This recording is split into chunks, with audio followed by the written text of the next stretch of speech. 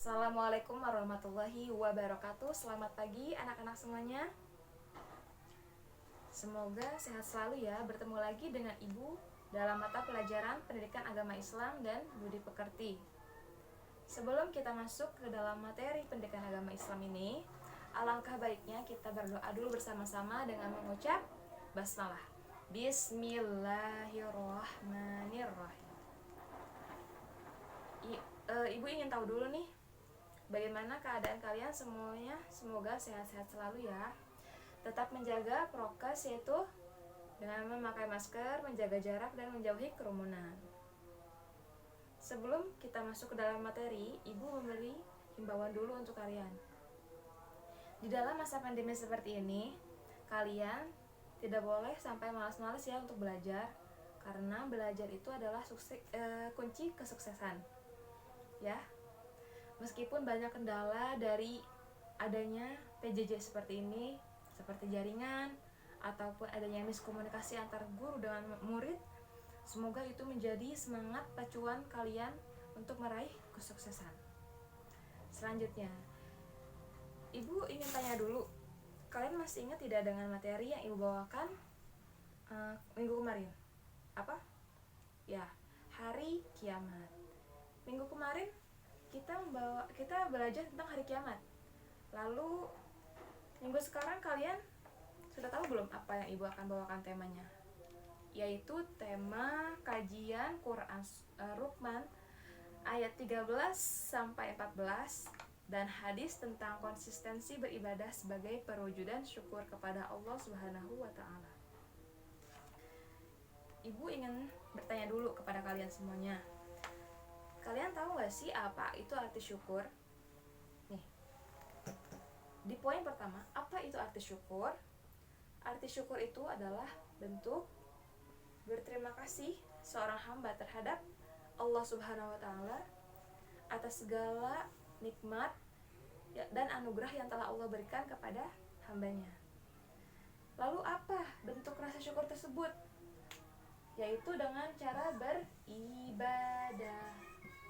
Beribadah di sini banyak sekali contohnya, seperti sholat, zikir, berpuasa. Itu termasuk macam-macam bentuk rasa syukur kita terhadap Allah Subhanahu wa taala.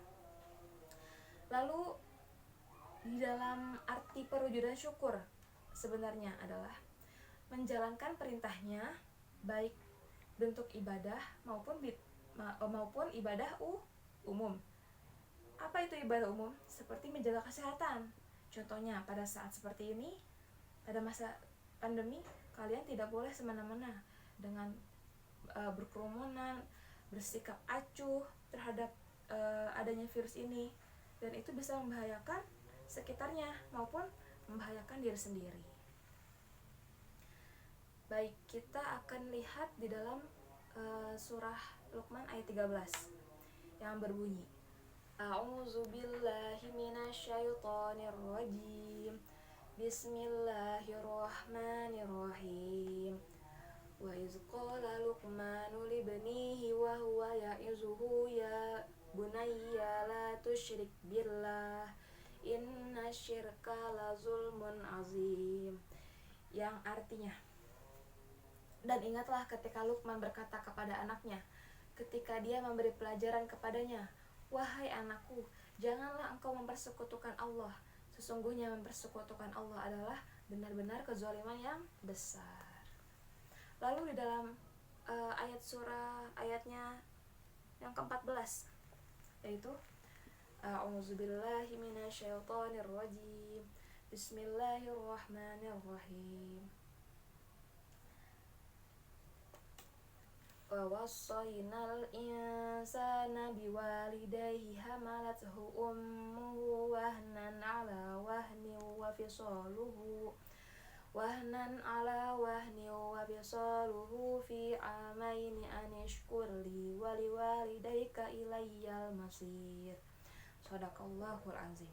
Yang artinya, dan kami perintahkan kepada manusia agar berbuat baik kepada kedua orang tuanya. Ibunya telah mengandungnya dalam keadaan lemah yang bertambah-tambah dan menyapihnya dalam usia 2 tahun. Bersyukurlah kepadaku kepada orang tuamu, hanya kepada aku kembalimu. Selanjutnya di dalam kandungan ayat yang tadi, ayat 13 dan 14, yaitu wasiat Luqman kepada anaknya. Wasiat pertama yakni agar menyembah Allah Subhanahu wa taala tanpa menyekutukannya. Lalu kenapa bisa turun ayat ini? Dikarenakan pada saat itu banyak sekali orang-orang yang takut terhadap orang kafir karena saking dia benci terhadap orang Islam. Jadi orang Islam itu ketika melaksanakan sholat itu bisa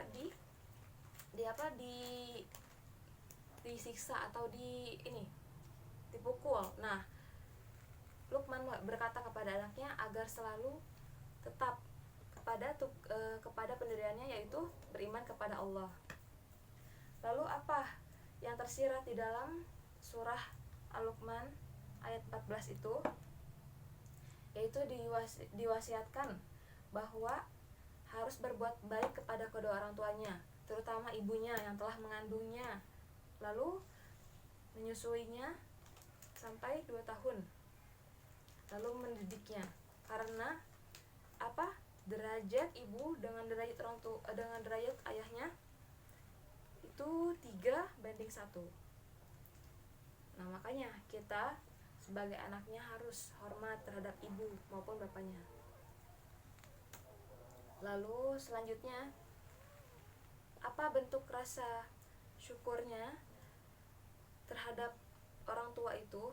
Yaitu dengan menghormatinya. Jangan sampai kita durhaka terhadap orang tua.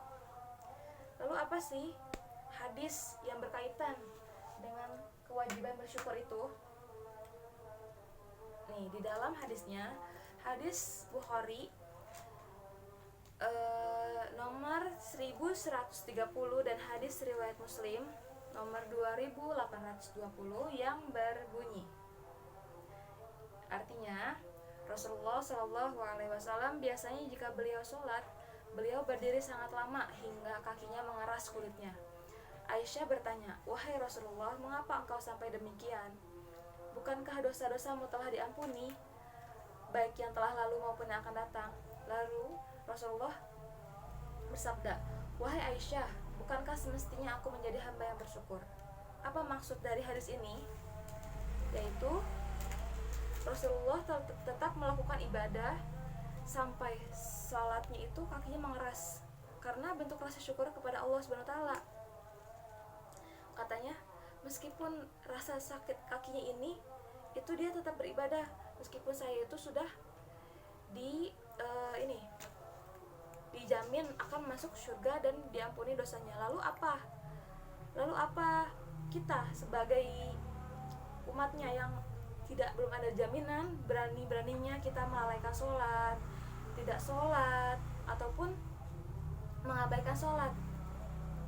Mengapa kita harus seperti itu? Sedangkan Rasulullah SAW yang sudah dijamin masuk surga selalu sholat sampai beliau itu sakit kakinya mengeras, saking taatnya kepada Allah Subhanahu wa taala. Lalu yang ketiga ini ada apakah kaitannya beribadah dan bersyukur? Di dalamnya tadi kan kita sudah sebutkan, beribadahnya itu tetap fokus dalam keesaannya, jadi tidak boleh menyekutukan Allah. Lalu apa rasa bersyukurnya? Yaitu rasa syukurnya dengan beribadah dengan baik, dengan patuh kepada orang tua, itu juga termasuk rasa syukur kita, karena kita sudah diasuhnya, sudah dididiknya oleh orang tua tersebut. Lalu apa contoh dari perilaku ibadah dan bersyukur itu? Yaitu pertama, bersikap qanaah, yaitu menerima semua jenis kenikmatan yang dianugerahkan Allah. Yang kedua, berusaha mengesahkan Allah. Yang ketiga, berusaha mentaati Allah.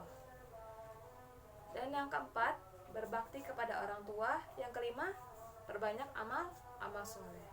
Itulah contoh perilaku dari ibadah dan bersyukur.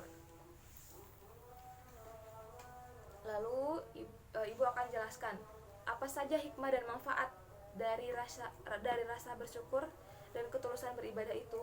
Yang pertama ada namanya mendapatkan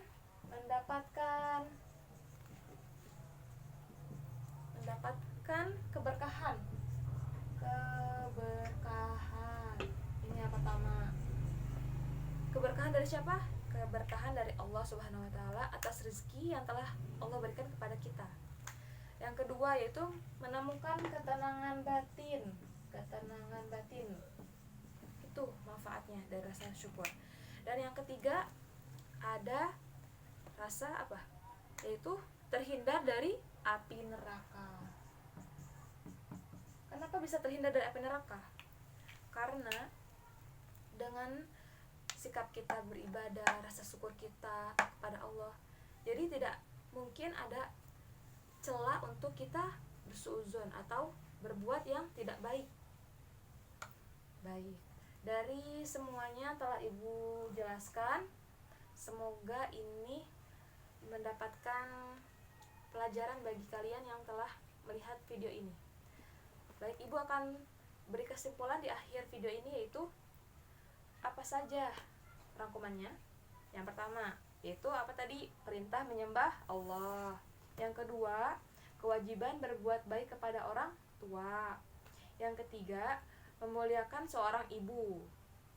Yang keempat, berbuat baiklah kepada semua orang karena itulah adalah bentuk rasa syukur kita terhadap Allah. Dan yang kelima, Rasulullah itu menganjurkan untuk memuliakan orang tua, yaitu terutama ibu, berarti 2 kali disebutkan. Baik, semoga ini menjadi manfaat untuk kalian. Kurang lebihnya mohon maaf. Untuk tugas yang ibu berikan setelah ini, ibu akan berikan di dalam Google Classroom. Bisa dikumpulkan sampai nanti minggu depan jam 8 pagi itu terakhirnya. Cukup sekian dari ibu. Kurang lebihnya mohon maaf. Wassalamualaikum warahmatullahi wabarakatuh.